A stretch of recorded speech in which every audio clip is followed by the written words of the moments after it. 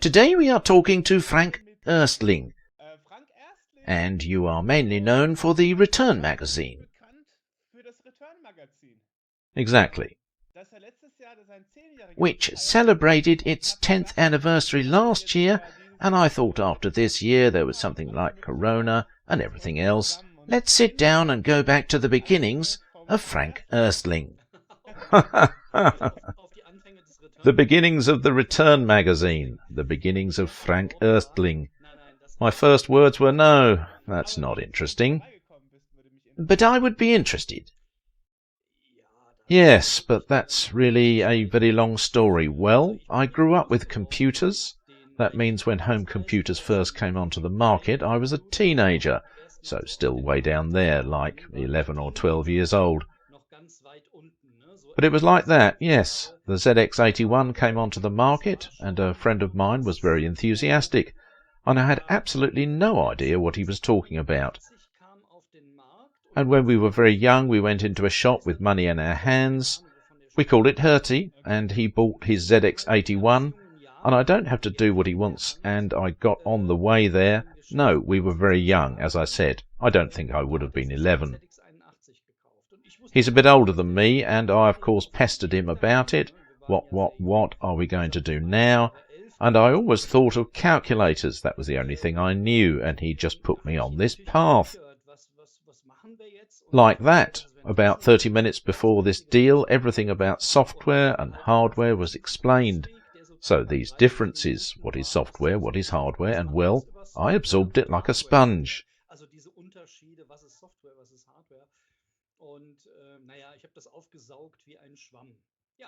Yes, and that was my first touch with a home computer.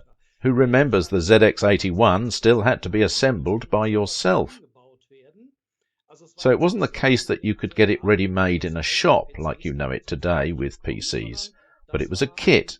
He had to solder it together first. That means we went there, we got lots of parts in our hands, and then we went back home, and then I let him ring me for a meeting.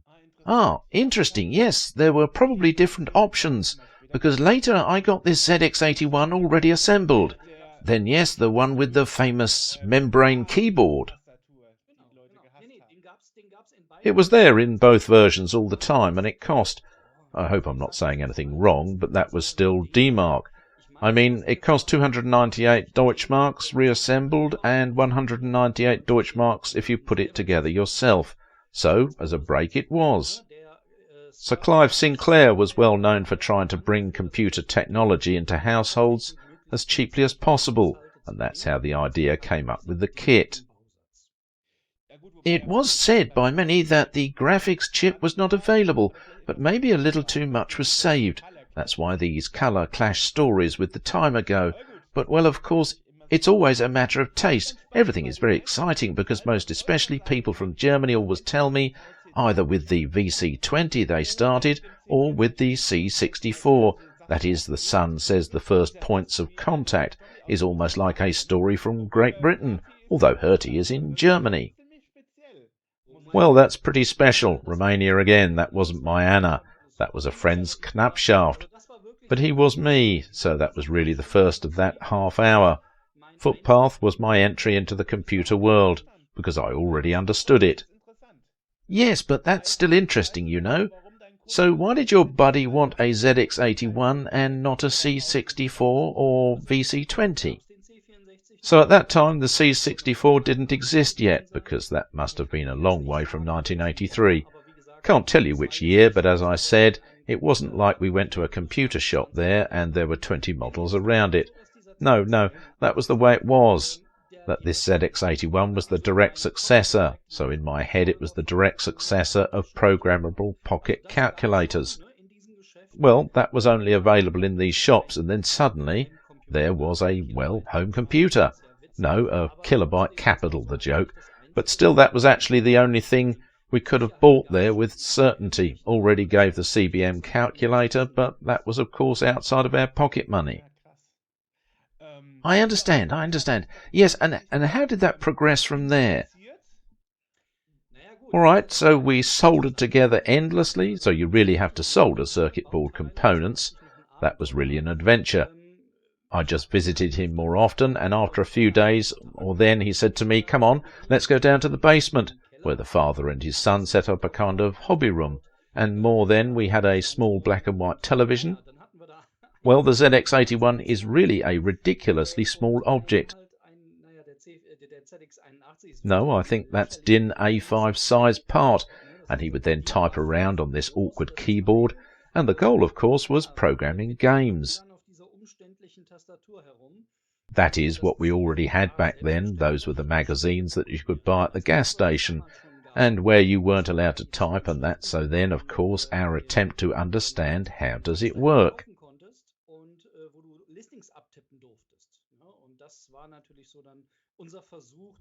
And did you push your parents to get a computer too, because you used to be so excited about the accounts computer? I got mine. You could have been thrilled. My parents were annoyed at me.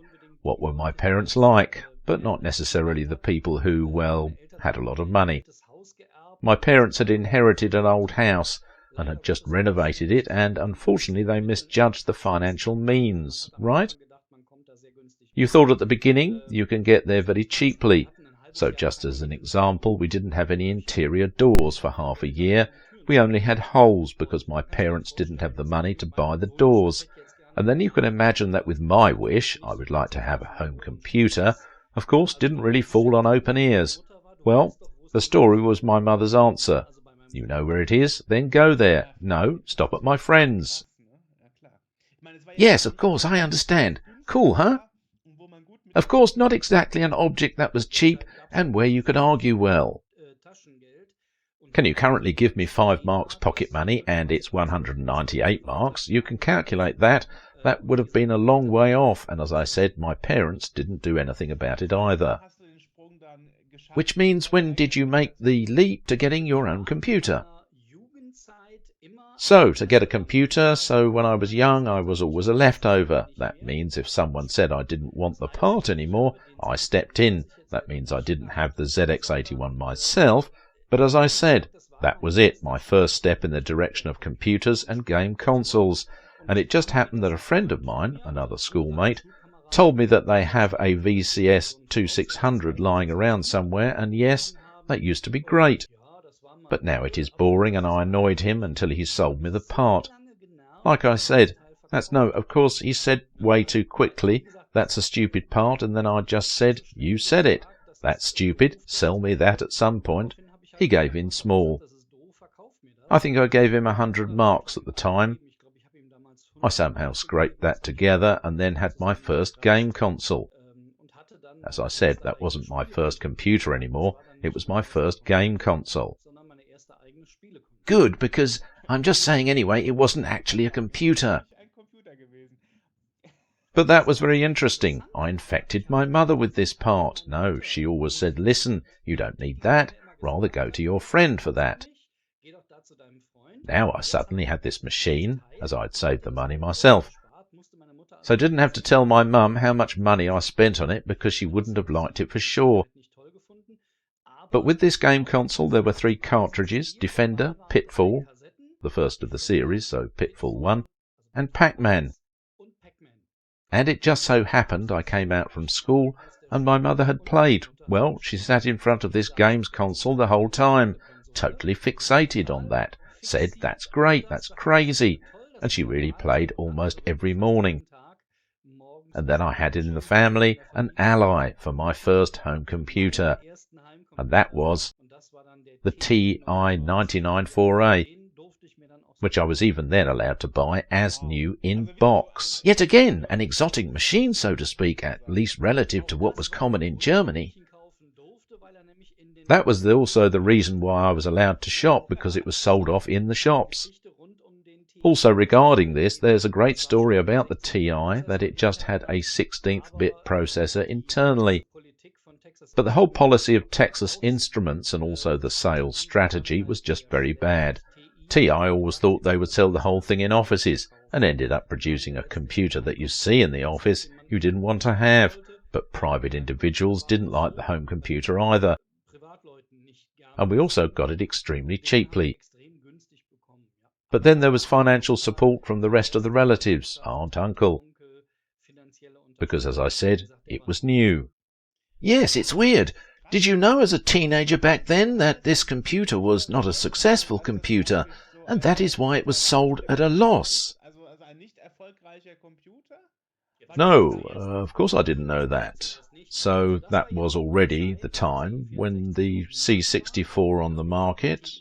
The TI had to be old so that we could get it cheaply, and the problem was that I was just thinking, great, you can get it cheap, and the thing is just called home computer.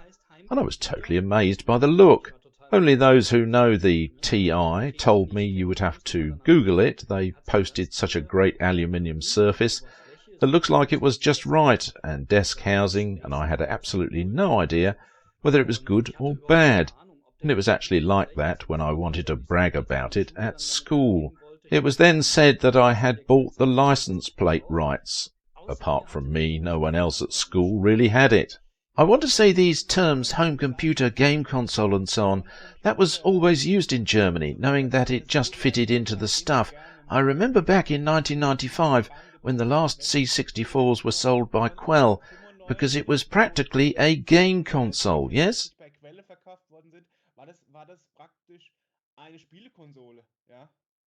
Yes. A game console that sells leftovers for 100 marks. Back then it was coming at the start, and they even went 96 before we did. Are the leftovers sold at Quell as a games console? Although, of course, people knew what my grandfather was like. No game console is a computer, of course. Then bought the leftovers from Quell. No, you like a few pieces before exactly 100, and she thinks it's cool. I'll buy a few right away. We'd all be better off. Yes, although the problem, you know, with whom was that they no longer had any quality control, just like in the early days of Commodore. And then it was like that. For example, when they arrived, you couldn't start any programs. They always crashed. OK, I wasn't aware that Commodore was so sloppy their final days, and just cared about blasting out the machines for little money in the end. For instance, ESCOM, as Commodore went bankrupt in 1994, seeing it in retrospective, I'm not surprised that at the time the TI also claimed it's a home computer, despite it wasn't really a home computer in the actual sense of the word, because it was barely to be found in the homes, right? Yeah, the TI was really a rare machine. I was always happy when I've been at gas stations. Now we're slowly getting back to 1984, and there were lots and lots of different magazines, just like Happy Computer and such, and you could really browse through them. I really bought magazines specifically wherever there was something with the TI in them, because I was happy to have contact with the outside world at all.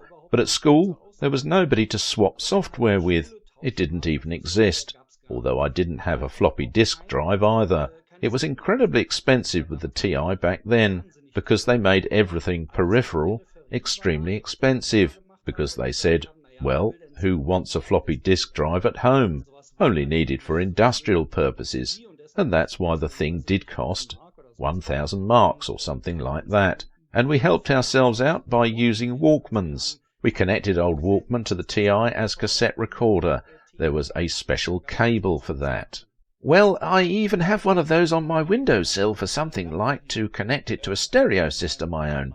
Of course, it was totally crazy, because of course you have the problem, in contrast to the C64, the loading mechanisms of the other computer systems were so rudimentary that one sometimes had to try multiple times until the game will finally run, right? That's exactly what was funny. Yes, we had then on the cassettes where the music is normally recorded on. We wrote at which position on the cassette from the tape drive counting device, so-called the counter. For example, at the number 129, the game would start to load. That's exactly the same with my cassettes, which I inherited from my grandfather, and which have been recorded later on. Yes, but Texas Instruments did, when the Mega Drive has been released in Japan in 1988, they again gained a foothold in computer electronics again, because they manufactured the second sound chip from Mega Drive.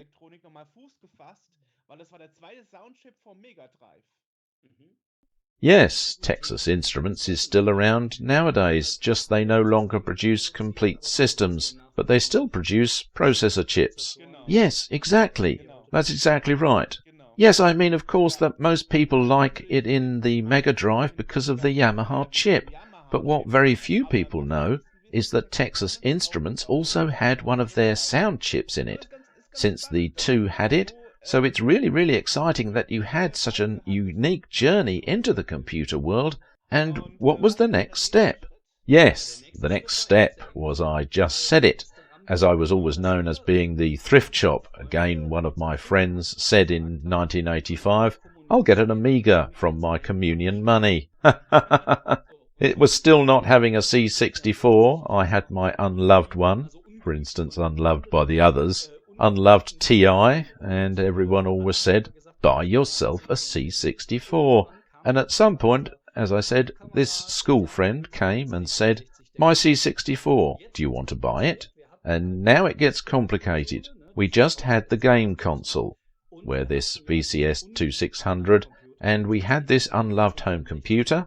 Now to be able to afford the C64 at all, it still was supposed to cost 300 marks second hand, luckily including a floppy disk drive. But of course I had to find others who would buy my old stuff.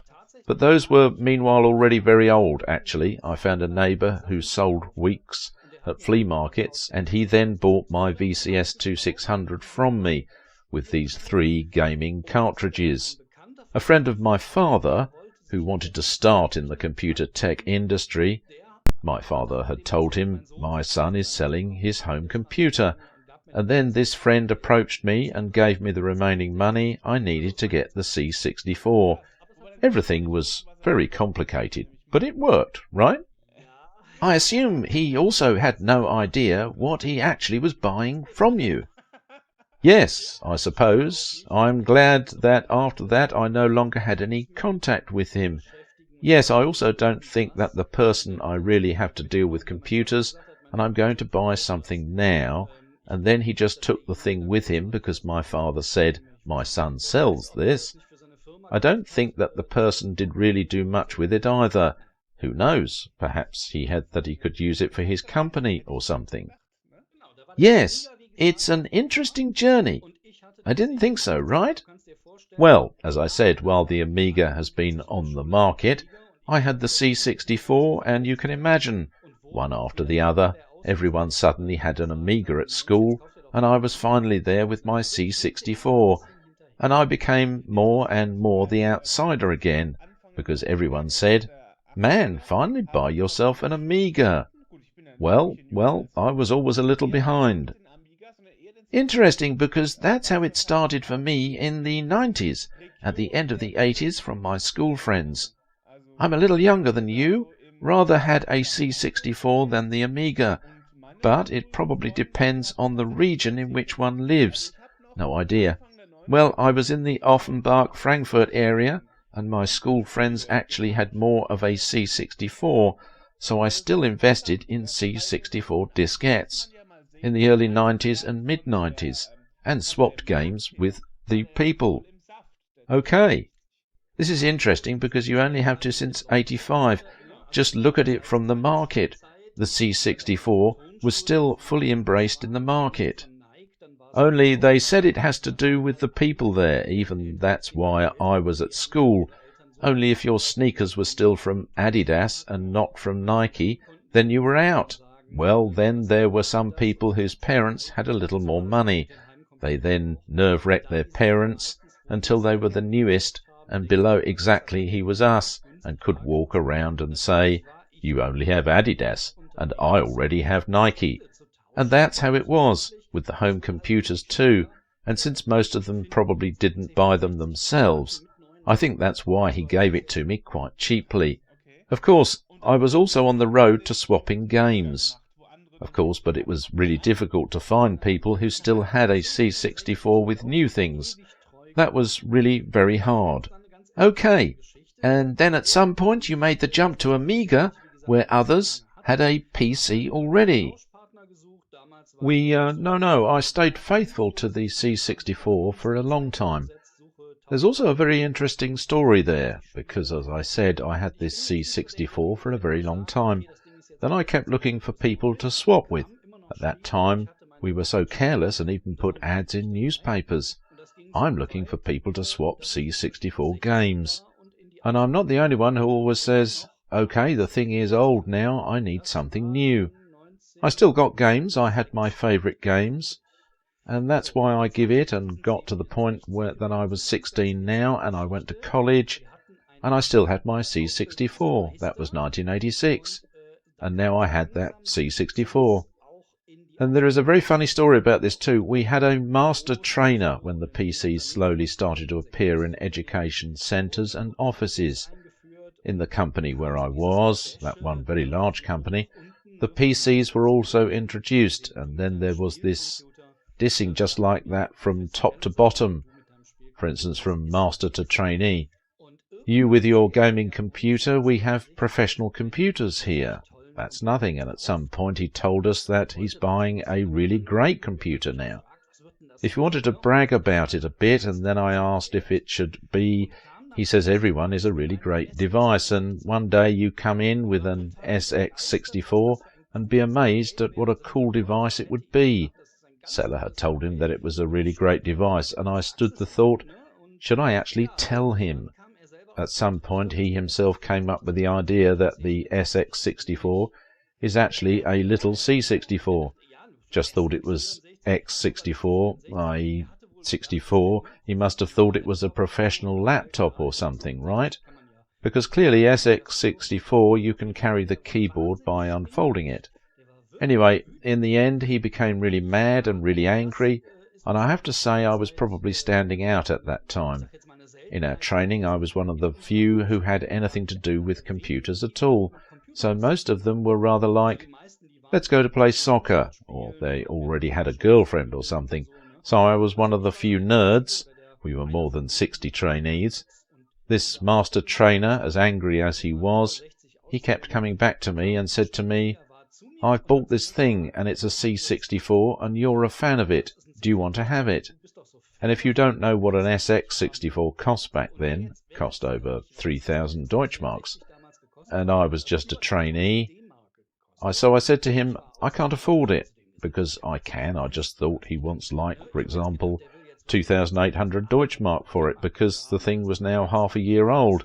And then he said to me, I want to get rid of this shitty thing, give me 300 marks. After half a year he bought it. That was just 10%, give me 300 so that I can get rid of it. He hasn't found anyone who has bought it.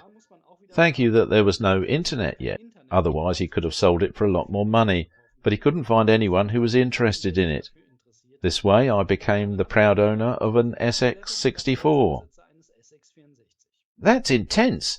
But we also have to take into account that, despite he has been angry about it, the SX64 was something special, as it was the first colour laptop. Yes, not really a laptop, because it didn't have a battery in it, didn't always take a long extension cord with you everywhere, so that you could use it at all. But other portables from that era also had none. Yes, I think you could have the Osborne back then. It also didn't have a battery. But there was actually ones in 1983-84 I actually already have here in my collection, in stock. I think so, but without a colour display, right? Picture with green-blue, so greenish display with blue characters, and even with a rechargeable battery. So it doesn't last long nowadays anymore. Well, you can only operate it with electricity now, of course. Not with the rechargeable battery anymore, as they are worn out by now. But they are very interesting, regardless. That's why I said the first with colour display, emphasis on colour. That's very important. But yes, I understood the one you refer to are without a colour display. What really was very unfortunately was the very small screen, but, well, I still had eagle eyes back then, so it was fine, and you got used to it, but that extended my C64 time even more, because there were no longer any argument for me to buy another computer now, because I have this gem stand on the table. Back in 2008, when I had my first job as a supporter with the internet provider, I bought an SX64 NTSC, and that was wicked. because I could use it for testing our Scene World magazine for NTSC compatibility, and that's why I'm glad that I've got it. Now that I know what things are worth right now, and it's always good to know what things are worth, so I hope you haven't sold yourself and still have the one you brought originally. I really sold that one, actually. Well, I sold it. I really had it for many, many years. Well, I didn't have any other home computer after that. It was the last home computer, and after this SX64 that I sold at the flea market for 160 marks at the time. But then there was the first PC, my first PC. It was a black ESCOM PC. Did you make up for it at some point and got yourself a replacement, or do you not have one anymore? Actually, I do. Quite a few, actually. Once I had 11. Once I had this phase in which I did a lot of impulse buying, and they were relatively cheap, and somehow I had the impulse to buy them all. So I accepted every SX64 that was offered to me, and unfortunately they were noticeably getting more expensive with time. I really bought the very first one for €30. The very first SX64 again for €30. That was probably somehow on emergency sale by someone who had been transported from Austria to Germany for, I don't know, 15 marks or so, and the next one it worked with €50. And then it went up rapidly, and as if going on with €200, I stopped. But then I had 11 pieces. Then my wife said to me, "You want that now with 11 SX64s, with some of them also broken?" Then we tried again repair, in which we succeeded. Now we have 5 remaining. If I ever want one, I can ask you sometime. I don't think I will let go of them. Yes, interesting. Really great piece of jewel. It's incredible. It has a serial number 646, such a really, really low serial number. And that was the very first rat I've bought here. But now, for those who don't know what being a rat means, a rat is a term used to describe devices that one buys, which, they look like that under all guns. I'll say like I puked on it, and that was really a rat. So I followed an advertisement of a newspaper, made an appointment with the person. I walked into his apartment, and this whole apartment was totally littered and dirty, and I would have been so disgusted. He said to me, "Just sit down," and I didn't want to sit down because it was so dirty there. I said, "Can we please handle this now with this SX64?" and I asked, "Where is it?" And at this point he'd already raised the hairs on the back of my neck, because I thought, for God's sake. And he said, "Come with me, it's in the kitchen." He didn't have an extractor hood in the kitchen, and this SX64 must have been there for several years, and a layer of fat formed on the device from cooking, and the guy smoked, that is why it had a layer of grease, dust from smoking, and then it kept on top of each other, and I only touched the thing with the piece of paper, while he, on the other hand, grabbed it like it was nothing. I was so disgusted by it. It was so disgusting. It really had fur. Well, yes, and I came home. My wife, "Were you successful?" I just gave no answer. I took this SX64, that's not a lie, by the handle in the bathtub and washed it off with the shower. This computer was so perversely disgusting, and a disgusting brown soup came out. My wife came after me and asked, "What are you doing here?" I took a shower, and I said that thing stinks, it's so disgusting. I'm glad when it's dry afterwards, then I want to sell it immediately. Now comes the very special thing. This is the device with the serial number 646, so extremely low serial number, and this fur that was on it was a protection. That means it has no scratches.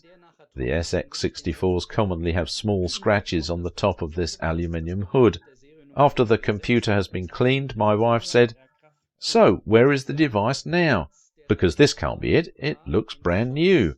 I replied, "This is indeed the one I bought," and we both couldn't believe it. Well, that's just the way it goes from frog to king, so to speak, and yes, that was really it.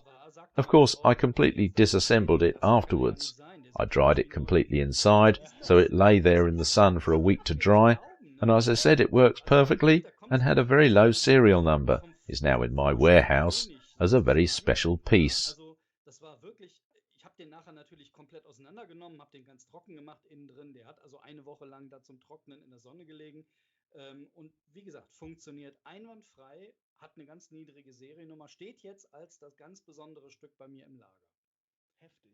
Fierce, I have to say. I did it somehow 10, 11 years ago because 1084 monitors appeared on eBay for like €30, when I somehow bought 9 pieces or something, and then came at some point the Gamescom came upcoming, and a friend of mine did a kick-off tournament in Mannheim, and to whom he came to pick up the monitors? Me. So sometimes you just have to grab the chance. Deswegen, manchmal muss man einfach die Chance beim Shop begreifen. Ich verstehe das. Ja, cool. Jetzt... When did that develop into a retro hobby that you said it's my hobby here and now and you're serious about it now? Das ist jetzt hier mein Hobby und ich tue das jetzt ernsthaft betreiben. Well, that was only in 2006, which means I haven't had a home computer since the sale of the SX64. I had this black ESCOM PC. I was completely in love with the black.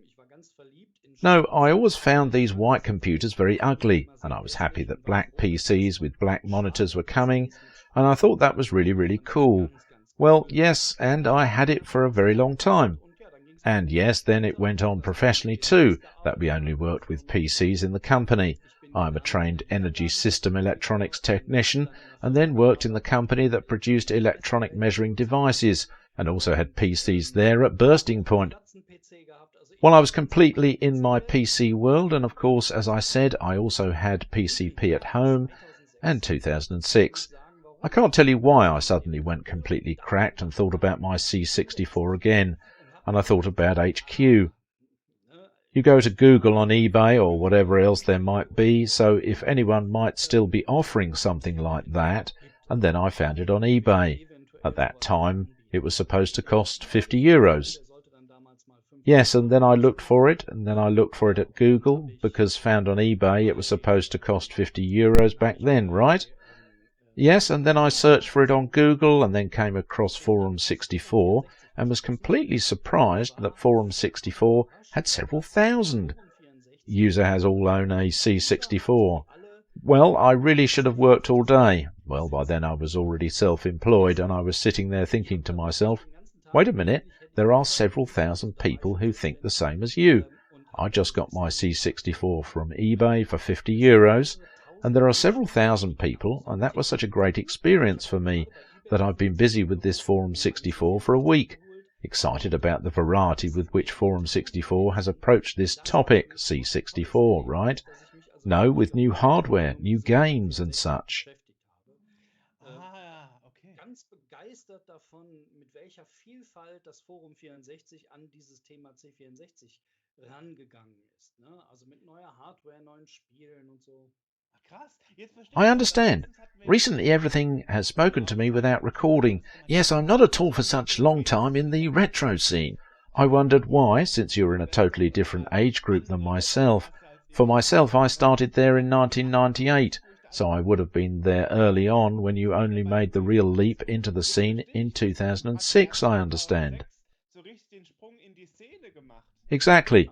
I bought my TI-99 4A again, and then I actually imported it from America, so it really had to be a brand new device. So I spent a lot of money so that it was new again, and that's just how it was, this new old stock only in America, as the TI was much more common there than here in Germany, and that's why I imported it from America, and as I said, a C64, and the funny truth, now I had these devices, I didn't know anything any more about them. I didn't have a clue anymore. How do you start the C64 program? So with load and stuff like that, I mean, right? I didn't know any of that anymore. I really knew like a beginner, really Googling the internet again, copying out the operating instructions, download the PDF from the C64 manual, so that I know again how to start the part at all. Also, the Forum 64 was, of course, a great help. Wenn ich richtig verstehe, du bist auch Experte, was And if I understand correctly, you're also an expert when it comes to electronics, which means you have to repair them yourself. Only because I learned it 30 years ago does not mean you can still do it. At some point you'll be out of it. Okay. Yes, fortunately I know a bit, but I'm not the absolute expert in it. No, no. At gatherings, which we visit regularly, there are people there who are smarter. Okay, thought you repaired the computer yourself if it is broken or something.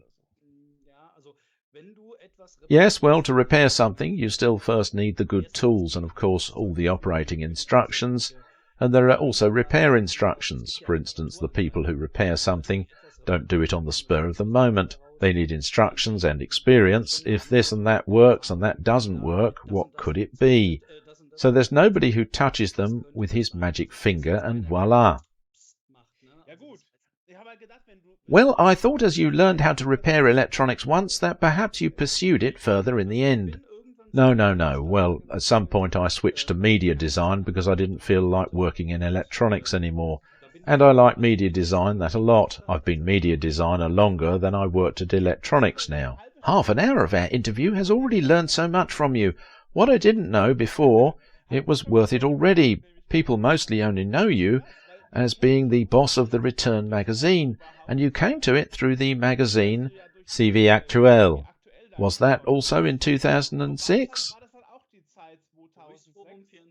Exactly, same time as my Forum 64 discovery. So as I said, I rummaged through Forum 64 and then came across Boris Kretzinger, who was desperately looking for guest editors and asked who could give me a nice story. And so I thought to myself, why, what with that? I was currently looking at this CV Actuel.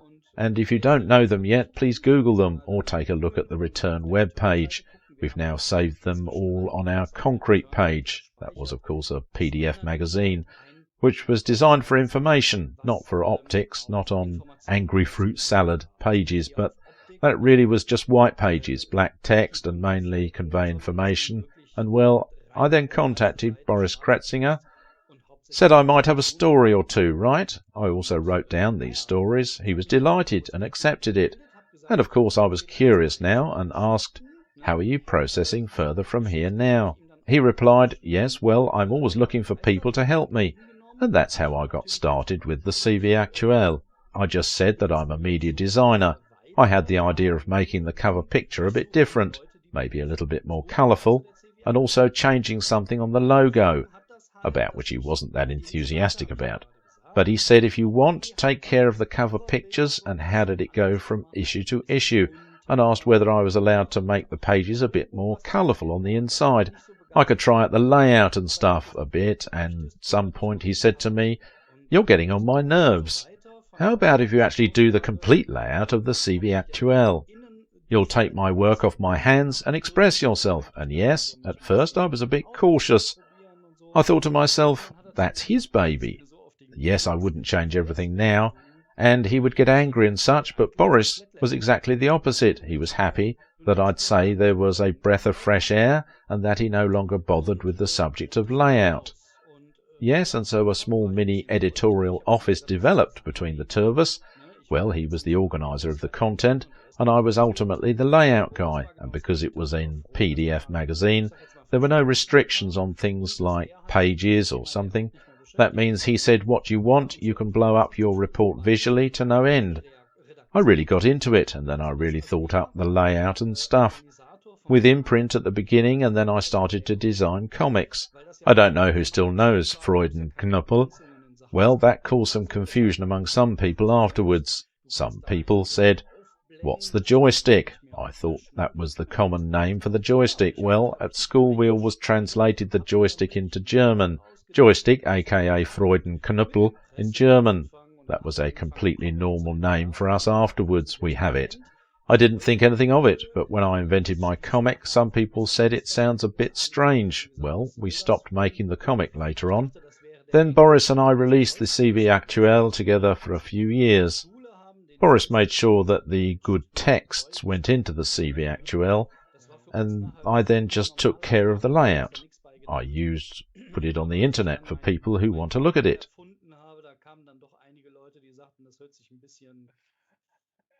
Ein bisschen komisch an und den haben wir ja auch nachher wieder eingestellt. Naja, ja, und dann haben der Boris und ich ein paar Jahre lang zusammen die C4 aktuell rausgebracht.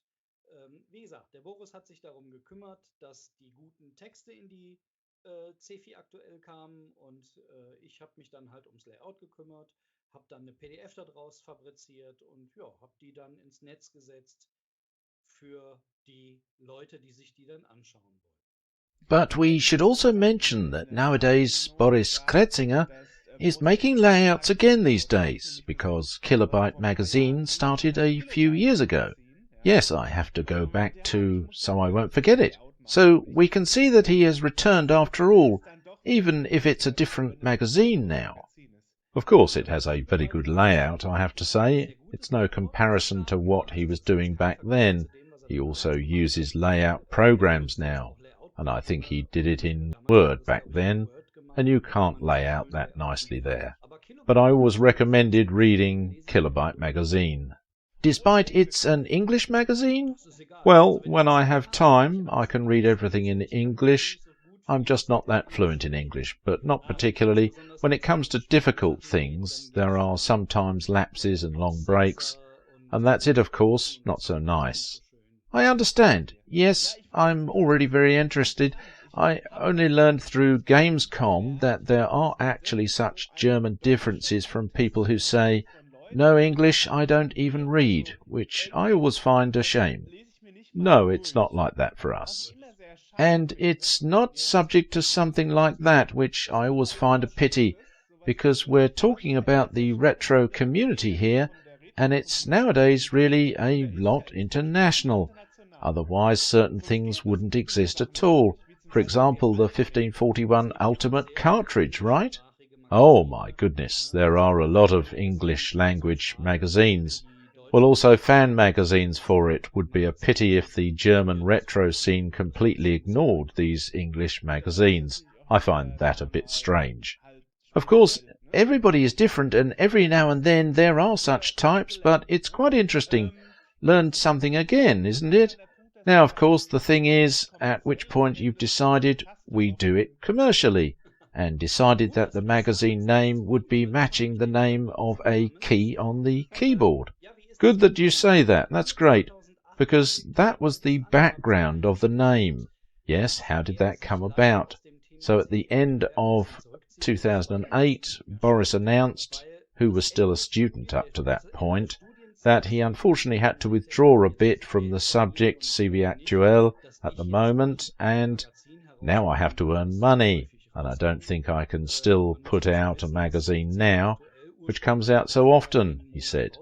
You have to know that the CV Actuel was originally intended to come out every month.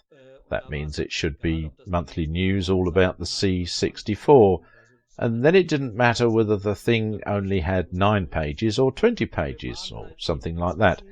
It was just a PDF magazine, and you could do whatever you wanted. Only that, meanwhile, through my work, the whole thing has become a little more complex. We started slowly, not just any more to get the news from the net, but Boris also started, hey, let's talk about a few older stories as well. We also had something very interesting with Pac-Man and the makers of Pac-Man, so it was slowly starting to happen, direction that we moved away from the topic of news about the C64. When he then said at the end of 2008, it probably won't work anymore that we only release CV Actuel. So regularly now, we came together in 2009 at a retro meeting, and that's called Doreco here. That's a Dortmund retro computer meeting, and we then agreed to meet there by phone. He can then come down here too, and then we thought, what do we do now? Should we now stop publishing the CV Actuel, or should we get additional editors? And well, Boris and I met, as I said, at this retro meeting.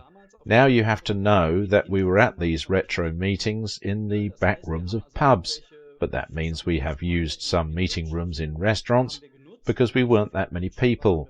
We were around 20 to 25 people, and then you could somehow use, for example, a converted bowling alley or something. Well, then we sat down in the front of the pub and just talked a little quietly there, and we talked for at least 2 hours and came up with the idea, wouldn't it be better to just expand this magazine a bit instead of stopping to publish it? Like I said, CV Actuel, at the moment it was almost all about the C64. And that's why put CV in its name. Exactly. And then we thought about what can we do? Well, we could just cover the entire 8-bit scene. This would make the PDF much bigger, much more interesting, and possibly encourage more editors to join, not only from the C64, but maybe from the Atari area, and from the console area. And we were sitting there, and we were currently spinning the expansion of the CV Actuel, and then an acquaintance of Boris Kretzinger came and said, "Oh, here you are," because he thought that we were behind in the room. "What are you doing?" And then there was a brief moment of awkward silence. Boris didn't know what to say now, because we were so good at talking, and somehow the person who came to us was bothered. I said to them that we are currently planning to expand the CV Actuel here, possibly to another magazine, and everyone who is sitting there has to participate. And then Reinhard Klinkzeig, that was the name of the person who joined us, just sat down, and then I looked at him and said, "Don't you understand that right now, so if you sit down now you have to join in?" That was, of course, a joke on my part until then, and he said, "I got that, yes, awesome." Well, then talk, and then we talked, and Reinhard Klinkzeig, who joined the conversation now, was also busy talking, and said, I could do this and that. So in his thoughts he was already participating. But the story goes on. Now there was a friend who actually was trying to find Reinhard Klinkzeig, so yet another person came and also said, "Here you are, man, I was looking for you in there. Here you are, what are you doing?" And now Reinhard Klinkzeig told this person exactly the same thing I said to him. "We are planning a new magazine here. Sit down, and you're participating in it." And then that person said, "Okay." So now they don't explain that to him again, that he's kind of like, "What are you doing now?" I said, well, let's actually talk about CV Actuel at the moment, or maybe we want to expand it. And the great thing, the point was that Boris wanted to withdraw a bit and has so far occupied the Commodore area. Reinhard Klinkzeig at the time was very well known at the time for his long plays, which means he played through C64 games completely, and also recorded these long plays on video. Exactly, they are all on YouTube nowadays. Exactly, they are still available. This means Reinhard was the absolute C64 expert. The person who joined us, that was Eric Timmendorfer, also known as Scorpius, and who in turn is a total Atari expert and console expert. That guy is also making long plays, isn't he? They're the retro snippets. They're not necessarily long plays, but he talks a little bit about computer games. Meanwhile, also talks about machines and arcade machines and such. So suddenly we had two damn good people. From I wouldn't have thought that they would be interested in it. We were there at the start, and of course I'm very pushy because I thought, now switch from joke to serious. And I've really nailed them both down. Now I asked them, can I really be counting on you to get involved? And they said, yes, we will do it. In the end, we don't have to do anything different than what our employers have already done, convert it into a text that is written. Boris was totally happy, and since then Boris has been the editor-in-chief, the one who organised the whole thing a bit.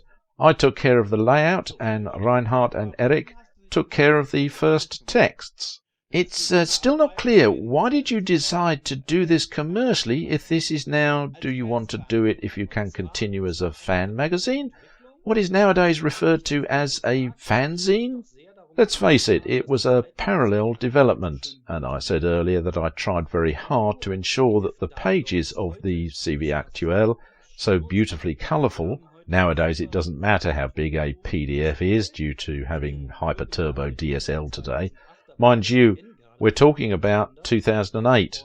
ISDN is just the great standard, and there were also people who still had older modems back in 2008. Really? Well, I had my first DSL internet connection in 2003, and in 2008 I had incredible 2 megabit cable internet. Then you have been quite a top-notch back then. I really actually still had normal telephone internet, not DSL, not ISDN, And what were some of the retro freaks who probably still had that? Don't ask me why I've had this discussion so often.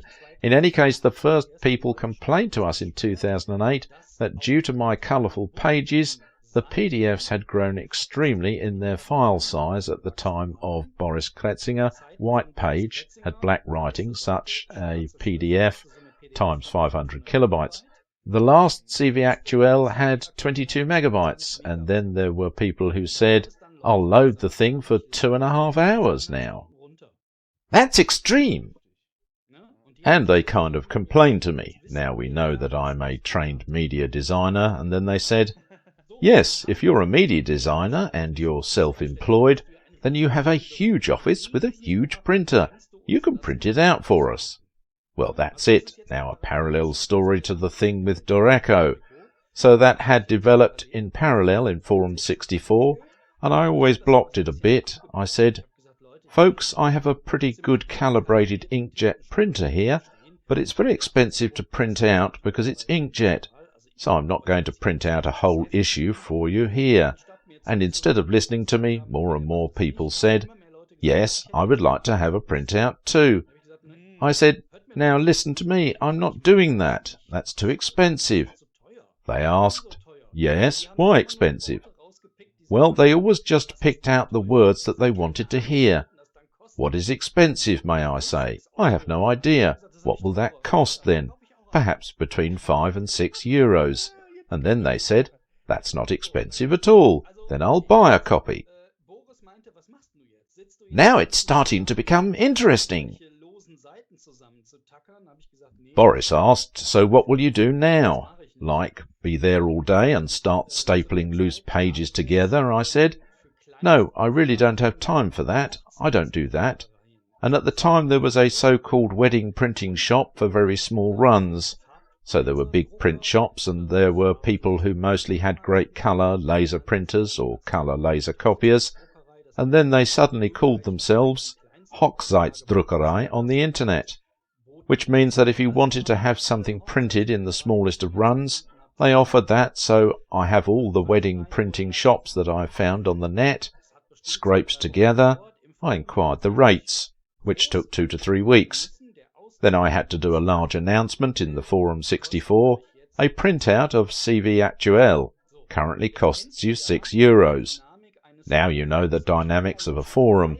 I wasn't in this forum for 3 weeks, and they were in this thread where we talked about the prices. They were now on page 20 of this forum. So you now had to print thousands of copies of the magazine. What's going on here? And I read it all through, and they really did. They just kidnapped the thing without reading my words. They just started, I'd like one, and I'd like one too. Now I came in and said, people, please step on the brakes for a moment. I'm coming around the corner here with the price. Printing a CV Actuel currently costs, printed 6 euros plus shipping costs. But I don't know what the shipping costs were back then. I'll say €1.20 for a large letter. You have to pay that, and now you need what's funny that I just said. If you have a Zephy now, we have printed it out in colour. Have to pay €7.20. Now people came and complained, one moment, for €7.20 a few pages? That's not enough pages. Then I would also like to have more content. And now we are coming back to this topic, Doreco or Boris, and I have thought about how we could currently expand the CV Actuel so that we can get more pages. Well, that means if you now go to a small copying company like that, then the thing will be more expensive again. And at some point I said to Boris, what you normally do, I work together with print shops. I'll call up one of those print shops. Let's see, maybe they won't print 50 for me, but maybe they print 200 for me or something. Then that will be fine. Then yes again, we are here at the beginning of 2009, when all these cheap print shops weren't the same as they are today. Nowadays you also go to such a cheap print shop and you upload the PDF, and it will be sent to you as a physical product via the postal service. I step into a print shop like that and ask them too, and I said, listen, look here, we have plans for that, and I need such a small quantity, like 100 pieces or 150 pieces. Then she started laughing. They did say, sorry, we don't start with 100 pieces. So I asked, so when will you start with printing? They said at 1,000. I said, no, that's too much for me. Next printer, well and well. It just kept going, and somehow 1,000 was the magic number. Everyone somehow always wanted to print 1,000 copies, and that was what Boris and I then discussed, and Boris said, be careful, you are taking a huge risk if you print a magazine like that. It will cost you in the, I don't know how it's made, €4, €4.50 per piece. You offer them later for €5.50, you have a huge risk with 1,000 pieces, €4,500. That you have to take care of. And you really want to do everything by forums? Do you really think that people just give you €4.50? And that's when we came up with the idea. OK, we're preparing this a bit. We have to make it commercial, right? It's clear you also have to convert VAT and stuff. You can't just collect money from people now. It just had to be commercial. We printed these 1,000 pieces of the first return. Were then printed, and we have sold more than 200 issues via Forum 64. I think it would be 275 issues. We even gained subscribers directly via the Forum 64. As a matter of fact, those people helped regaining a big part of our expenses, without knowing what is actually coming towards them. I have to admit I don't remember how, but I've also subscribed to the Return magazine since the first issue. But I know it wasn't Forum 64 because I log into the Forum 64 really just me once a year, so I'm not very active. But at some point somebody told me, and it wasn't Boris Kretzinger, there's a new and commercial paper magazine who is competing with the Retro magazine.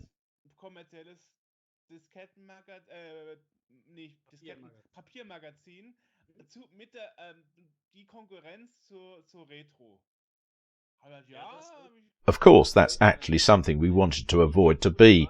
Well, the Return was a bit on a different path. Well, Retro wanted to be a bit more intellectual, so there was more background information about scientific approaches to classic computers and so on. And we were a bit more playful, so the goal was to have something about the current scene right from the start, to talk about what is working right now in this respective scene. That's extreme. Well, actually, your beginnings with the Return magazine were different compared to those of the Retro magazine, as the Go 64, which is the former name of the Retro magazine, wanted to be a successor of the 64er magazine, while you, on the other hand, wanted to resolve your issue of having too much requests for printing an issue, and then thought, if I do it, then I will do it right, and I will do it really commercially and not just as a hobby. When you look back 10 years, or in the meantime 11 years, has it always been worth taking this financial risk?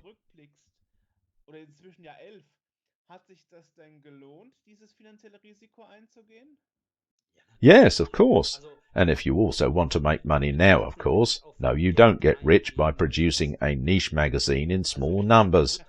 But what has been very worthwhile for me is what I have done in these 10 years, experienced here when I was self-employed. That means I now see this part as part of my company, my self-employment. And I used to work as a media designer. If you can say that carefully, I was very unhappy, so you are a media designer. Are you someone who does any graphic work for companies in my immediate vicinity? For instance, for the carpenter, for the alarm clock for local clubs, we produced club booklets, and that was a very frosty job because these people were always grumpy. Why do you have to earn your money as a graphic designer? You can do that just like that. That was a standard saying, which many freelance media designers know. Why do you also take money for it? That's outrageous. Printing already costs so much. And that was a very frustrating job. I've never experienced that with the Return. Well, I've never had anyone say to me that what you're producing isn't worth the money, and for that reason it was extremely worthwhile for me. The next thing is, I've met an awful lot of people, an awful lot net, including a few broken ones. You always experience that, but I have a huge circle of acquaintances. I'm a bit cautious to say circle of friends, as I have a huge circle of acquaintances, and I'm always happy when we see each other. We'll talk about it. that is the topic of games alone, right? Well, when we go to Gamescom, many people don't go, so as exhibitors don't go to Gamescom as exhibitors, so that they can show their things to many others there. But we have a huge party with each other. We set it up together beforehand, and I don't know if you know that. On the first day, you don't get to build anything at all, as everybody is approaching you like, "Hey, Jörg is here!" Wir bauen vorher gemeinsam auf und ich weiß nicht, ob du das kennst, man kommt am ersten Tag überhaupt nicht dazu, irgendwas aufzubauen, weil jeder zu dir kommt, "Ey, der Jörg ist da" und so, ne? Genau, ja. Well, this scene was a lot of fun for me, and is still doing that today. That means, but that you are still a media designer primarily, and this return magazine is included in your portfolio, but not your main source of income. Exactly the other way around. Meanwhile, the return magazine is my main business, and I'm almost completely out of the subject of media design, which means I've carried a few customers with me for many, many years, and have kept telling these customers, "I don't really have any time for you. I have to publish a magazine like this." The income, that is, the profit in my company, has fallen sharply because the risk of producing the return magazine is very expensive. But I've come to terms with it, because for me having fun is now much more important than earning a lot of money. That means there are only two possibilities here. Either you live very modestly, or someone else in the family earns the bread. So it's both. For one thing, we don't have kids. Also, my wife works independently. Yes, but of course my wife wouldn't finance a loss in the company now. She wouldn't do that. So it concrete stands on its own 2 feet. Only a business management consultant would say, "Look for a job." So practically, you're not the main income earner. No, while she particularly is making more money, but then again, the return magazine stands on its own 2 feet, of course, and comes out with a profit. So it's not as if she's making losses now, but considering that the company has existed for 10 years, I live on it. But as you just said so nicely, I also live very modestly now. That means we each had a vehicle at one point. I just sold my car because I had to set priorities. Yes, because there are always a lot of rumours and conjectures and assumptions inside the Deer Trophy, and doing the right turn in this interview. Then we can address the topic directly. At the beginning of the interview you said, "I won't get rich with it." Exactly, and it's still this way. I always find that very pleasant. A lot of people who deal a little more intensively with the subject of print media, and of course they know where a print medium gets its profits from, and that's not the point. The readers, well, it's such a pity that is, and I'm so sorry that I have to say to all the readers who are watching and listening to this, but unfortunately I won't get rich from you. That doesn't work either. Then a return magazine issue would have cost around €19, and then I would really make money. Well then, you would earn some money, but the fact is that all the editors volunteer to help with making. So there is no editor who is somehow employed by me, because that alone is not financially possible. My income is so low that other people would say, "That's less than hearts for me. You don't get used to not spending a lot of money. You live modestly from a certain age, you have a lot, and don't need anything more, right? So nobody buys himself a new car or anything because you make do with what you have. You live a bit more modestly financially, and the magazines used to earn their money like they used to. I like to take the example, the C64 magazine series, now wanting to know how it was possible for a 64 magazine to exist. He takes it in his hands and browses through it to check how much advertisements it had. I think 160 pages, and every other page has been an advertising page, and at that time we took for a DIN A4 page, and their prices came from 13,000 Deutschmarks, DIN A4 page, so now not even 80 pages of advertising, only 160 pages of content, 80 pages of advertising. Multiply by 13,000. Yes, from time to time the advertising is a bit discounted in terms of money. If someone advertises more often, then he gets a discount. It doesn't matter, we'll take 80 multiplied by 10,000, but that's 800,000 for a single issue, just in advertising revenue. Well, you can see that. In the past, the magazine didn't really care whether it cost a mark or 5 marks at the magazine. That didn't matter to anyone. They ultimately made their money from advertising. Nowadays I call advertising partners, and I'm laughed at. That's unfortunately the reality. You call advertising partners.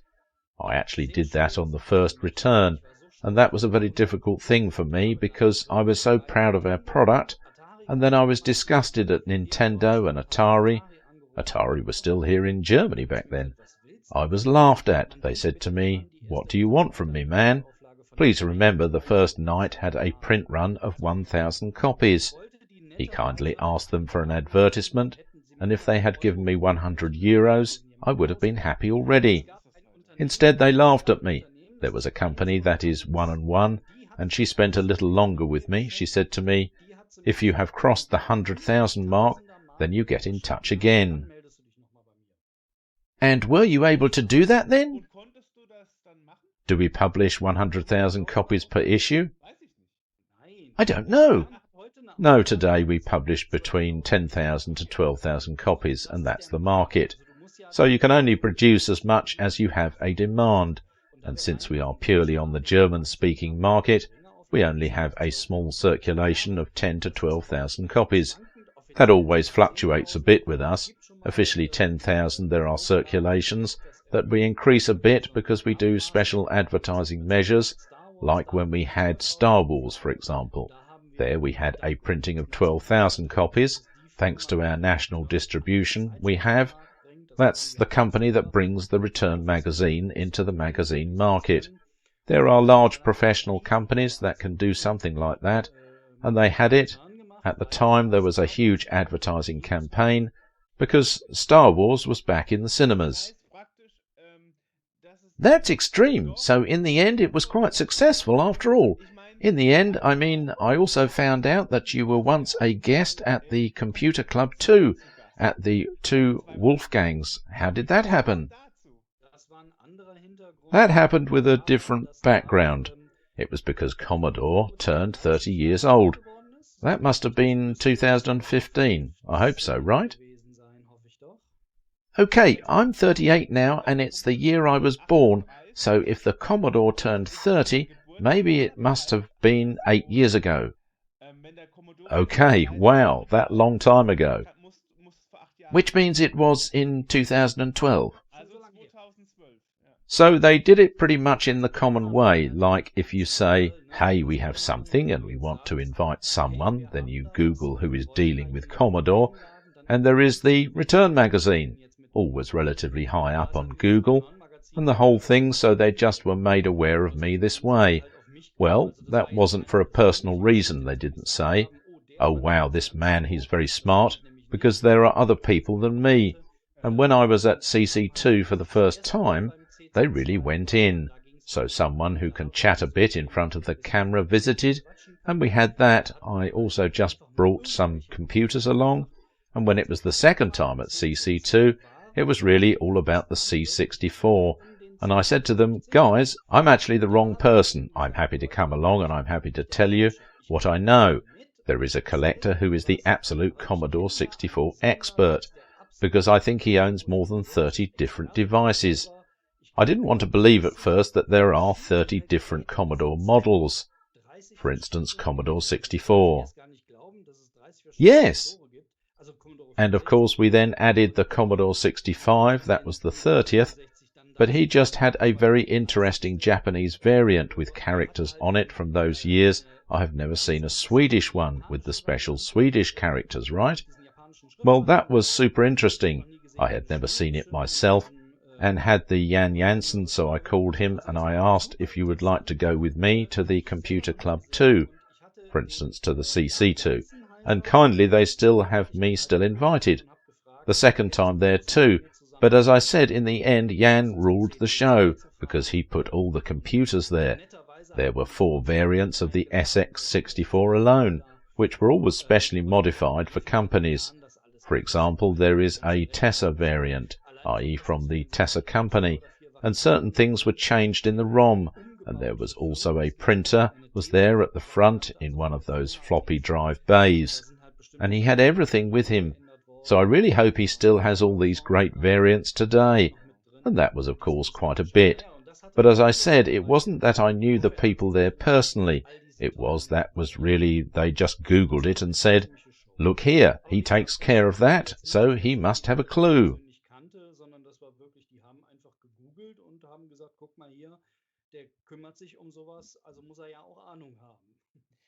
You've come a long way. I mean, you live on a pretty humble level. I mean, in terms of interviews. Aren't you the one who's on YouTube 50,000 times now? Means you don't make yourself stand out and tell everybody, look at me, I'm the big master of the Return magazine.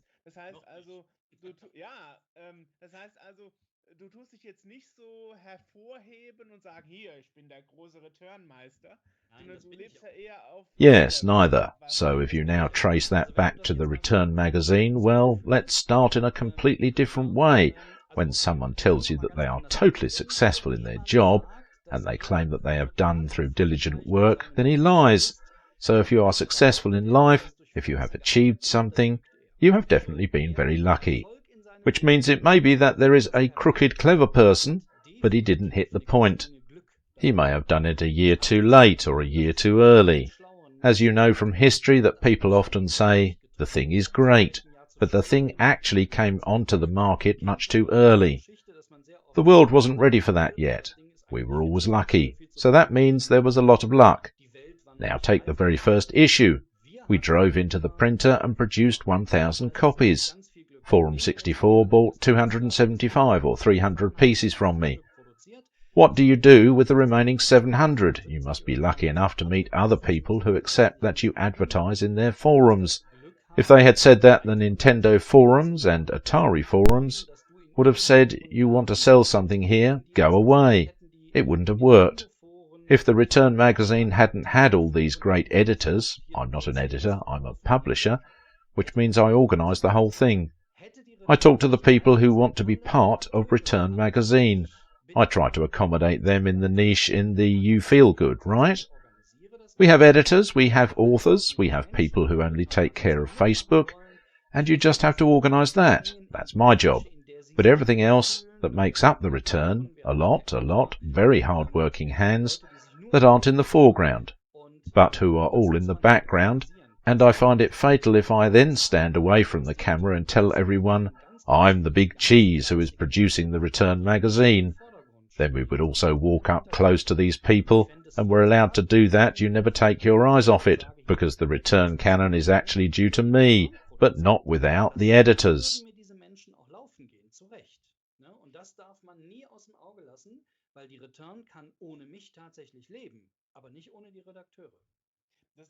I always say that too. It's a team effort, right? Yes, it is actually like that.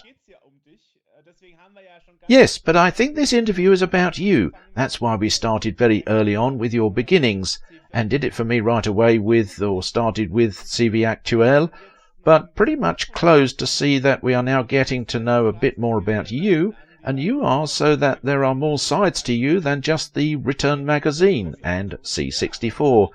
It's just nobody really talks with you about that normally.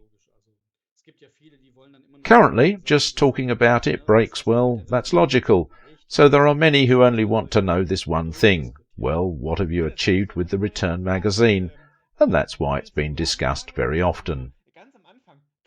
Yes, you asked, where do you want to start? And I then said at the very beginning, we'll never finish that, then we can talk for 5 hours. You said, right? I think that's important because you're just like that, you're already a well-known figure in the retro scene, and there are many opinions about you, and people saying, Frank is doing this and that, and Frank is like that, and Frank does it like that, and his life is probably like that, and I've always been like that. Yes, probably, but nobody really asked how it really was then. Yeah, but this is always the way it is. When does his opinion form? You don't really know someone, and well, now there's something else. I like to kick things up a notch. Well, if you take Gamescom now, I've always been someone, and I'm happy to explain that, because many people get upset about why we always bang on at the fair. I love fairs. You just have to love it. I used to walk through fairs for work, and I still had to walk one day longer across the exhibition centre because I was looking at the exhibition buildings. Well, I was also totally enthusiastic about what the companies have built up there, and I've even heard that Drupa is a printing trade fair, so for printer shops, for the really large print shops. Yeah, even I recall the name, as I heard once about that fair. That's crazy when you know what a printing press looks like. Right? Well, printing presses are several tons. They are monsters, yeah? And 20 metres long in some moments. You come to a trade fair that lasts 5 days, and they are building the whole printing press for these 5 days beforehand. They dragged tons of material to this fair, and then another one great stand around, let their printing press run, so that they can sell you there. They still have 5 days to dismantle them again, and I was always totally fascinated by it. So that actually has nothing to do with Gamescom or anything, but the whole topic of fairs in general, like that's how it works, right? And then at the beginning all the craftsmen were still working there, and then suddenly everyone was running around in ties and suits for 5 days, and then the craftsmen came back and had to dismantle everything again. And when that was with Gamescom, I said right from the start that you would like that too. No, so I would also like a really great start. Well, okay, it always has something to do with modest funds, that you start small. But I always have the goal that a trade fair stand with modest means should still look great, and that's where the big luck comes again. No, if we now have our biggest booth next to 2018, we had a Gamescom booth that was over 300 square metres, and we had over 30 people at the booth who helped us to keep this booth alive. And there we had the motto, maybe you remember, Ghostbusters. Somebody who had the Ecto-1 called me and told me he had had that car 2 years prior to that, and he came up with the idea for the motto. Original? Yes, he wanted to convert the original one, that is, the original, so the vehicle model is a 1959 Cadillac Millimeter, as an ambulance. That was very important, and I said, well, how do you want to find this exact car? 1959 is very old. And he actually found another one, so at the time I found out that there were only 8 of them left in the world. That is, from these non-converted original vehicles. From these old ambulances, Cadillacs, then, got one imported, and when he was here he called me again and said, the thing is so step by step that it's so rusty I don't think I'll get it restored. And then it took 2 years, and then I had the vehicle, which was finally at the Gamescom fair. That was finished then. You all saw, we developed effects around the car, so we said, great, we'll get a Ghostbuster car. So we called fan groups all over Germany and asked, would you support us with Ghostbuster? And the great cosplayers came. It was never just 20 people who said, hey, great, we're coming, we'll help you, we'll take care of the car. Then I met someone, he said to me, now all you have to do is put the fire station there. I say, yes, how am I supposed to do that? Because we were in your famous fire station where the Ghostbusters had their HQ in. It is such a huge building in New York. And then he said, it's quite simple. You build a truss and wrap a film like that around. Listen, I will buy it and borrow it for you, because such a thing is expensive. And you're still designing the foil and buying it, that's it. We were very lucky, and that's how this booth came about. And of course outsiders like to think, look here, right? Now he's getting into big pants, buys himself a car, just buys the thick Traverse, which cost over 3,000 euros here. Right. As I said, we borrowed them, and they were owned by them, by other people. Everything that was there belonged to other people. I'm a different guy. I always ask first before I suspect something, so I don't do all of them by a long shot. But the biggest booth by length, I believe, was Amiga Future. Anyway, if I'm not mistaken, yes? Yes, the length of the old-timer was Amiga Future. Andreas Magel is also, well, he always tries to put a little effort into the stand. He's an old-timer and was already on fairs in the 90s. Showed me photos once. He used to trade fair booths. It's the largest in terms of length, but not in terms of square meters. It wasn't that deep. Exactly, but that's not a problem for Andreas Magel. But there are still a lot of hard-working people who all help out there. Then you have to do it all. That's the only way it works. Then it means it's pretty extreme. That's why it was important for me to do this interview today. If you want to bring facts to the people so that it's not always just assumptions that's buzzing around everywhere. I always think it's a shame, but you are aware of it, that there are so many rumours and assumptions about you. That won't end now either. Well, there are also many people who now say that's not true at all.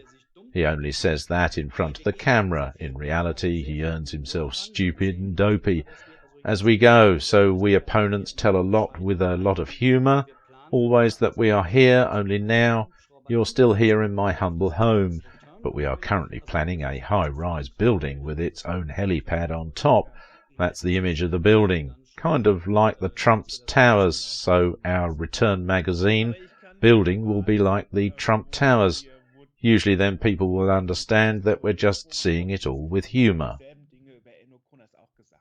But I can tell you, well, when the Go64 changed into the Retro magazine, they said the same things about Enna Connors too, that he's swimming in money now, and so on. So that's why you weren't alone. Others must have heard that they got rich with Retro magazine. Yes, to assume one can get rich with Retro magazine is quite funny, to be honest. People who earn money, who really earn money, don't do the work. Well, you always have to work, you see. I mean hands. Well, someone, if you see that we are at Gamescom, for example, crawling around on the floor and laying out carpets or something at the latest, then people will have to think twice. I think he has a lot of money. Why is he crawling over the ground himself? Well, he could just get a few employees with all his money. So you can't really tell from that, but that always has something to do with the view, way to do it. Well, I have to honestly say that everyone who works somewhere after the company earns a lot more money than I do. No, so net, we don't want it from the gross net, so that publishing a magazine, and right now there, I would then ask you to go into it, namely where we are in terms of riches. People always like to see the income, but they don't see the risk, and now during the corona period, publishing a magazine is not only an extreme risk, but also an extreme loss, which means that the airports that are watching making a loss in sales for us, over 20%, the train stations that are not open do another 15% like this, and if you then say, I'm rich, and if you then see the income that comes in due to the Return magazine, that's really being buffered by private money at the moment. That actually means power financially at the time. Not all subscriptions are accurate? No, it's not. So the big part is just Europe-wide. For instance, in the German-speaking area, Germany, Austria, and in Switzerland, it's sold to the magazine market. That's the largest part. Only a small part are subscribers. I heard at some point that someone in Spain also found it. So whoever is selling as far as China and Japan, of course that's subscribers, right? Well, there are people who now have to go abroad for work somehow, and I think it's really cute. Sometimes people get in touch with me, and it's really, really sad, saying that unfortunately I have to cancel my subscription. I'll tell you why, what's going on. Yes, I am going to Poland for work. Yes, but the postal service also works outside of Germany, right? Yes, well, I always try to make it clear to them. Our longest subscriber has been living in China for a few years because he works for a company there for 5 years, and it takes a little while for us to deliver his subscription to China. He also knows the delivery of the new issue is delayed for 2 weeks sometimes. But he doesn't care, no. Well, DHL is one of the largest transport companies, so also in terms of logistics and mail, and they manage that. There are planes from DHL who also fly overseas. Yes, that's possible, but as I said, it's always kind of cute when they say, I have to cancel my subscription because I'm leaving Germany, and then I say, well, manage to deliver it abroad. We also have one in Australia, for example.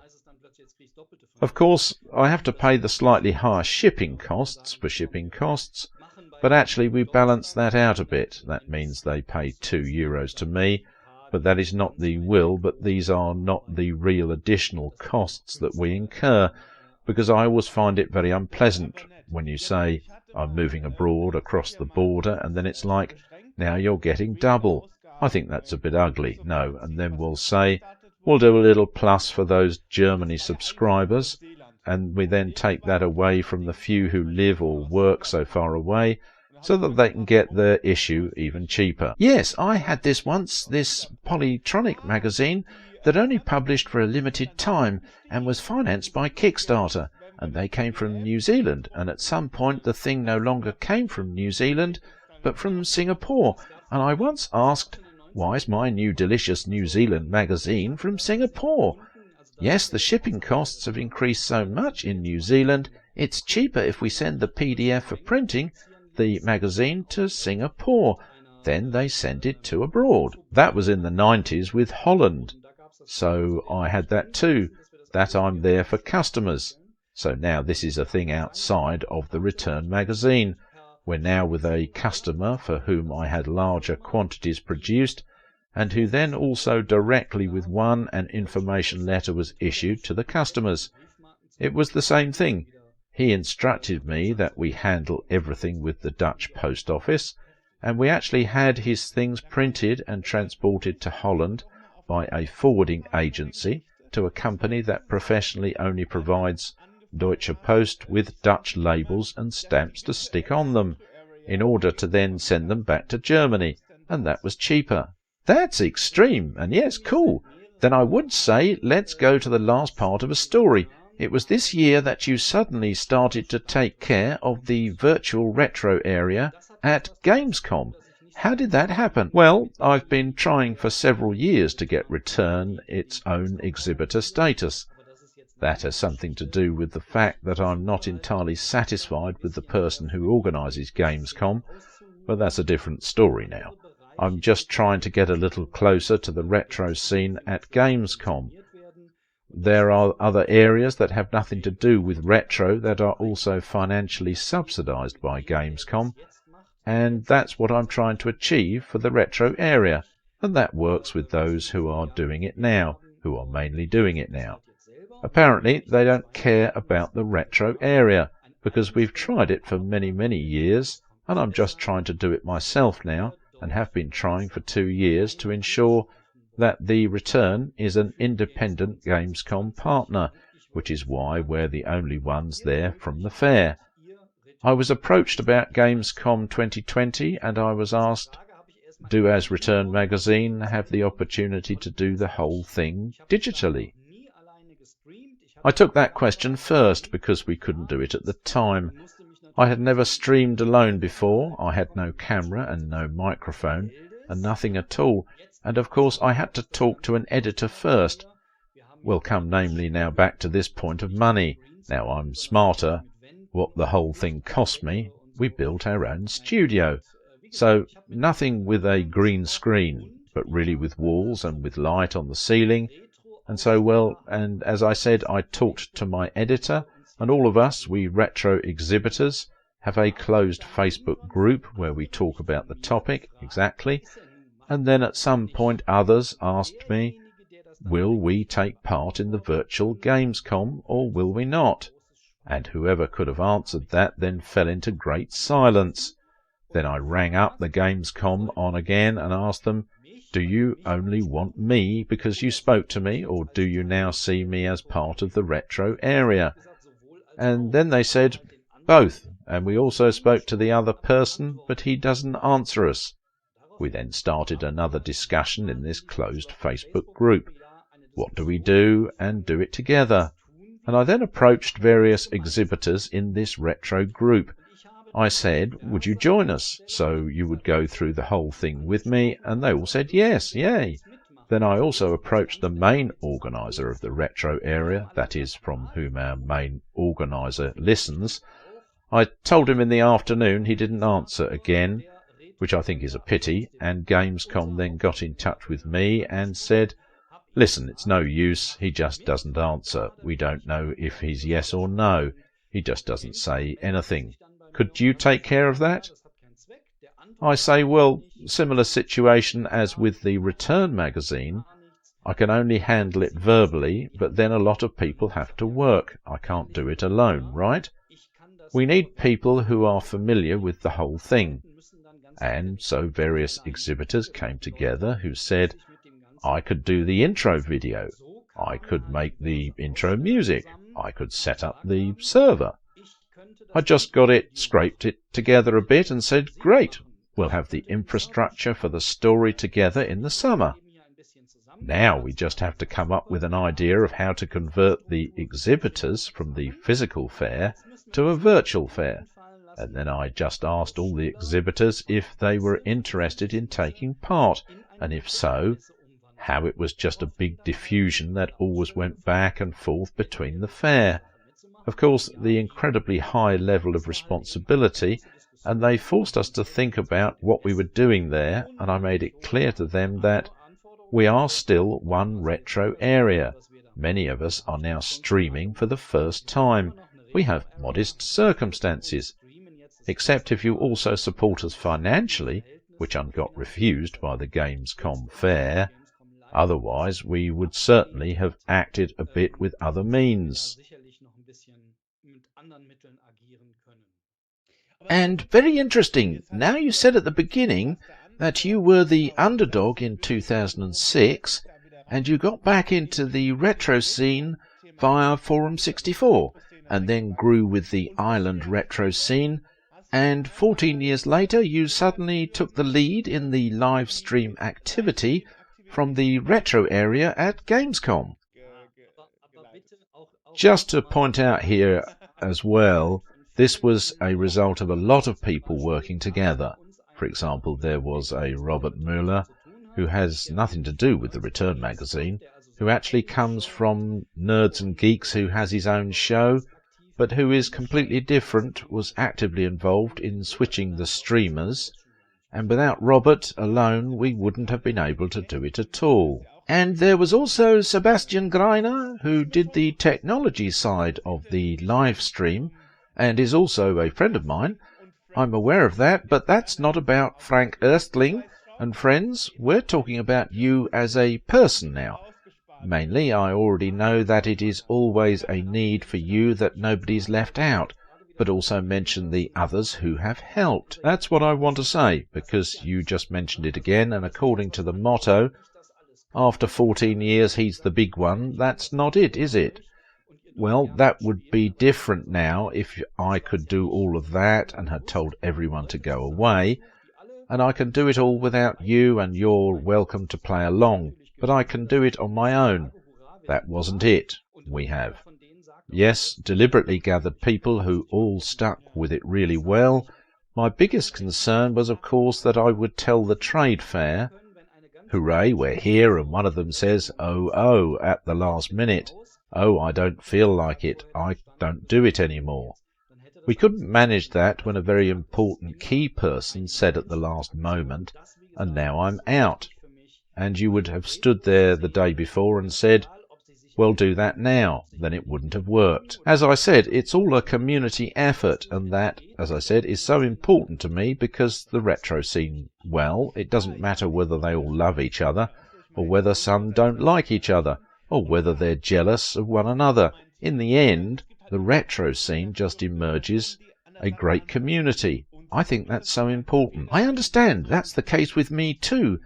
I mean, they see, because I am doing the Scene World magazine since 20 years, and of course it's my team, but there's always a lead person who stays on top of things, and that's how I meant it. You are the person in charge, so to speak, because you stay on task, you keep the arguments going, and keep the contacts and the team together. Yes, but of course it wouldn't work without the individual people who bring the expertise and get involved. And so both whether it is about appearances at the Computer Club 2, or whether it's now about, or the realization of your return magazine, it's clear that there is always a team, which is at the back, right? But of course it is also clear that someone has to be there to be in charge of the whole thing, and I mean, you didn't join the retro scene in 2006 with the aim of being in charge of such a big project, sometime 14 years later, fair, and then that's just one of those things that came your way. And I mean, now it depends on whether one is that kind of guy who does it. Why, when has it already been said for some people that if Frank doesn't do it, then Return Magazine will die, whether there would be a successor. If you don't do that, that's always the question, because there aren't that many people who really want to do all that stress and organizational stuff, because it makes a difference whether you help out somewhere or whether you're in charge of it, keeping things together. That's always the big thing, of course. Of course, there are other factors too, like the living conditions on the one hand, that people say I don't necessarily pay attention to whether I earn a lot of money when I choose my career, because that person would definitely be wrong in my position. And of course the living conditions, that we can also afford it in terms of time. So there are people who have families, who have children, and of course the children also want to have a bit of their dad, and he shouldn't be there from morning until just sitting at his computer in the evening. And we just don't have that. We don't have any children, and those are natural circumstances that speak for it. And you have to find that again when you have someone who takes care of such projects so intensively. That's right. That's why I found it quite interesting, and just to explain why I'm saying now that you're in charge, it's not about somehow seeing the others less important, it's really about the perspective of your life, because in the end it's like that. Of course one always thinks of it as serving as a blessed person who is being interviewed anyway, but I learned so much about you as a person, Frank Erstling, in the hour and a half today. Isn't that what you normally do when you get to know people right away? Smack them in the eye, right? Was du ja nicht normalerweise so den Leuten gleich aufs Auge drückst, wenn du sie kennenlernst, ne? Also so viel kannte ich nicht von dir. Everyone has their own life story, and there are definitely a whole lot of other interesting ones too, so I have to tell everyone about it now. But if we asked each other specific questions, I naturally thought, then of course you tell him. Wonderful. Then I'll have the obligatory question. Now you've managed Gamescom virtually in your directorship, what are the plans for the next 5 years? Do you already have plans? What do you want to do with your retro hobby and the Return magazine? Well, that's what I said before. We've just started something with Gamescom that I've been planning for a long time. That means I've put a lot of money into a real studio. That means a real tape setup with lamps on the ceiling and such. And we already plan to use it a little more often in the future. Well, that means the magic word is Return TV. I've been recommending that for 5 years. And of course I thought you can't afford that, and you won't do it either. And fortunately there were people again who said, hurrah, I'm only along. Because you need people in front of the camera and people behind the camera, and that you have to find everything. We've found that now. We've created an infrastructure that could do it now. Will it be a success, or will people go and say, what did they say in front of the camera, huh? Well, of course, we want to extend the content of the magazine with Return TV. That means you read a report from us and it ends after 6 pages. And people are disappointed and say, man, I still have a lot of information. that I'd like to find out more, and that's supposed to be the extended concept for return TV. That's our plan for the next few years. We don't know yet if it works. The next thing is we have been working on the subject of digital return magazine for many years, which means that I am an absolute advocate of print magazine. I want the return magazine to remain paper. But we have been wondering why for many, many years, why isn't the return magazine digital? And that's something we want Return to do. Do it right. That means we'd like to turn it into a professional app so that you can look at it properly. Can we want to do it for a long time through testing and just want to throw ourselves onto the market? That would have been announced last year, I think, and through Gamescom. The whole thing has now been put on hold for a bit, but that will also happen again in the future. So that's still there too, in our plan.